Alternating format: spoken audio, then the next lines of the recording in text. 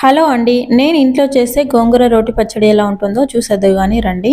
ముందుగానే ఒక పాన్ పెట్టేసుకొని ఒక 2 స్పూన్ల నువ్వులైతే వేసుకుంటున్నాను. నువ్వుల్ని మంచిగా వేయించేసుకోవాలనమాట. వేయించుకొని పక్కన తీసేసుకోవాలి. ఆ తర్వాత ఒక 2 స్పూన్ల ఆయిల్ అయితే వేసేసుకొని మనం తినే కారానికి సరిపడా ఇక్కడ పచ్చిమిర్చి అయితే నేను వేసుకున్నాను. సో, ఒక 5, 6 తీసుకున్నాననమాట.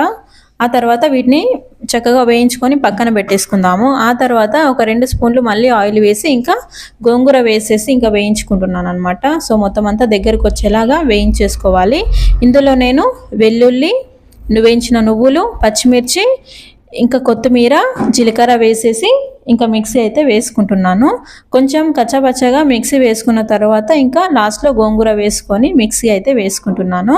ఇంకా ఇందులోనే ఉప్పు మాత్రం మర్చిపోవద్దు. తగినంత ఉప్పు కూడా వేసుకొని మిక్సీ అయితే వేసుకుంటున్నాను. సో, ఆ తర్వాత కొంచెం ఆయిల్ వేసుకొని ఆవాలు, జీలకర్ర, ఒక 2 మిర్చి, అందులోనే కొంచెం కరివేపాకు వేసేసి ఇంకా మిక్సీకి వేసుకున్నటువంటి ఈ గోంగూర పచ్చడిని వేసేసి ఇంకా కలిపేసుకుంటున్నాను. ఇంకా వేడి వేడి అన్నంలో కొంచెం నెయ్యి వేసుకొని ఈ పచ్చడి తింటూ ఉంటే అసలు మాటలు లేవనమాట. అంత టేస్టీగా ఉంది. సో, నా వీడియోస్ నచ్చినట్లయితే ఒక చిన్న లైక్ ఇచ్చి సపోర్ట్ చేయండి. సో, థ్యాంక్ యూ అండి. బాయ్.